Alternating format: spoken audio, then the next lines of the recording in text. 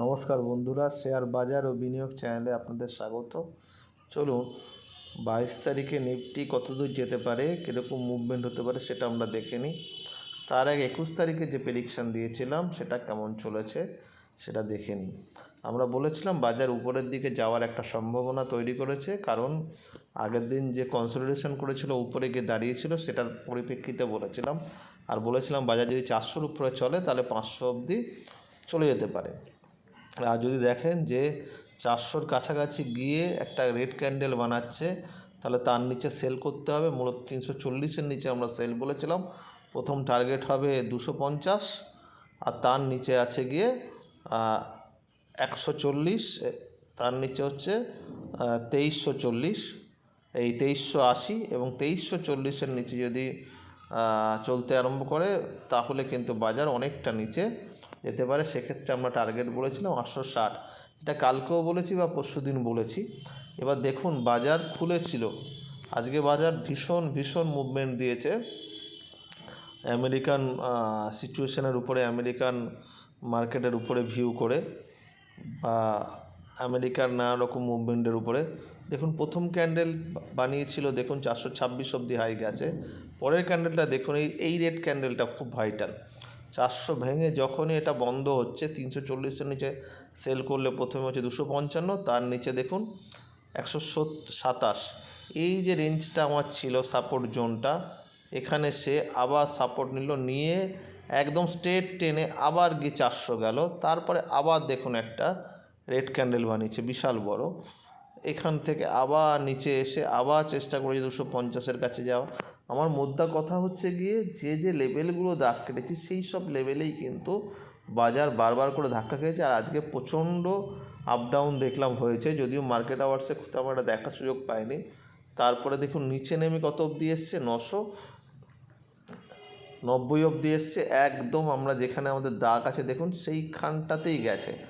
এই উপরে গিয়েও আমাদের দাগে কাজ করেছে। এইখানে একবার উঠেছিল যে এখানে দেখুন, এখানে 250-এর কাছে লেভেলে এলো, তারপর নিচে আমাদের লেভেল আছে। তারপরে এখান থেকে উঠে গিয়ে আবার দেখুন এই নিচে এসে আবার এইখানে আটকেছে। মানে বারবার করে আমাদের লেভেলগুলোতে কিন্তু যেইভাবে হোক ধাক্কা খেয়ে। যাই হোক, রেঞ্জ আজকে অনেকটা বড় হয়েছিল, এতটা নিচে পড়বে সেটাও ভাবিনি। অবশ্য বাজার এখন নিউজেও বেশ খানিকটা চলছে, এবং আমরা বলেছিলাম যে বাজেটের আগে অবধি বড় মুভমেন্ট হতে পারে, যদিও অনেকটা বড় ইভেন্টও এসছে, সেই জন্য এই মুভমেন্টটা দেখা গেছে। যাই হোক, বাজারের নিয়মে আমাদের চলতে হবে।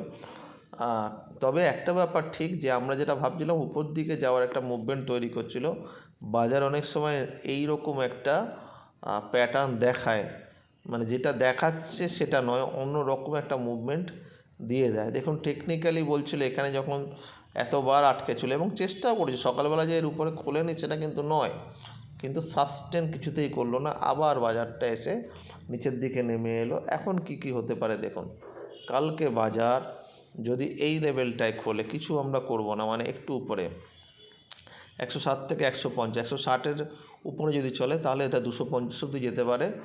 তার উপরে কিন্তু এই মুহূর্তে আমার মনে হচ্ছে না যাবে, ঠিক আছে, কারণ বাজারে আবার একটা চাপ চলে এসছে। আর তার উপরে মুভমেন্ট হতে হলে বাজারকে 300-র উপরে যেতে হবে, এটা 1 নম্বর কথা। নইলে তার উপরে পাওয়া যাবে না। নইলে দেখবো আমরা, যদি দেখেন যে উপরে গেল, উপরে গিয়ে এই লেভেল থেকে আবার কিছু করতে পারছে না, তাহলে কিন্তু আমরা 23,090-এর নিচে বেচবো। মানে উপরে গেল, গিয়ে এখানে গিয়ে একটা রেড ক্যান্ডেল বানালো, তাহলে কিন্তু আমরা 23,080-এর নিচে সেল করলে আবার এটা 993 চলে আসবে। আমরা বলেছিলাম 23,040টা একটা ভাইটাল লেভেল। দেখুন যখন ভেঙেছে এটা 76-এ এসছে, যদিও শেষ বেলায় হয়েছে, কিন্তু কালকে যদি বাজার এই লেভেলে খুলে যায় আর 930 বা 950, তাহলে কিন্তু বাজার একবার 860 ছবেই। আর নইলে যদি দেখেন একদম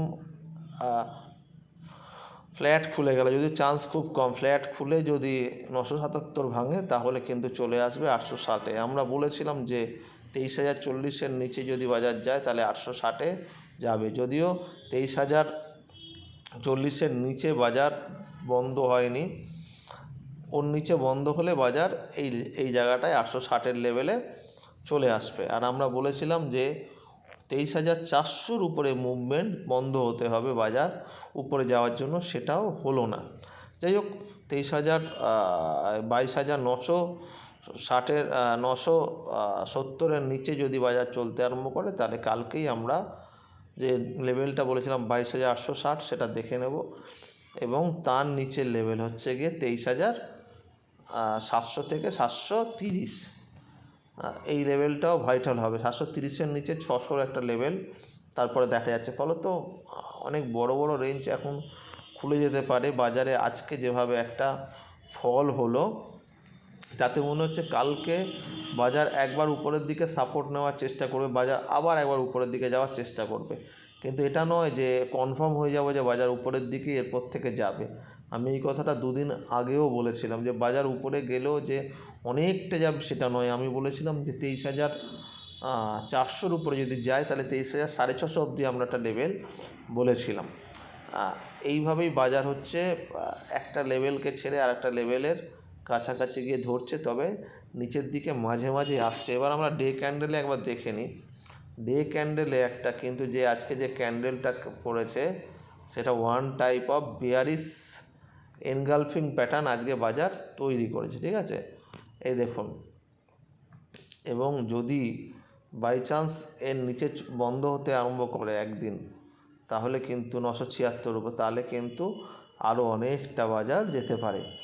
যদিও এটা বিয়ারিশ এনগালফিং হলেও বাজার পতনের সময় একটা বিয়ারিশ এনগালফিং হয়েছে, যদি এটা উপরে যাওয়ার সময় একটা বিয়ারিশ এনগালফিং হতো তাহলে সেটা আরও বেশি কার্যকরী হতো। যাই হোক, এনিওয়ে আজকের ক্যান্ডেলটা অনেকটা বড় করেছে, এবং যদি 750-র নিচে বাজার চলে যায় তাহলে কিন্তু 22,000-এর কাছাকাছিও বাজার কিন্তু 22,250 আমি একটা লেভেল পরে দেখে বলে দেবো, আগে বলেছিলাম তার অবধিও কিন্তু একটা চলে যাওয়ার বাজারের একটা সম্ভাবনা থাকবে পরের সপ্তাহে, ঠিক আছে।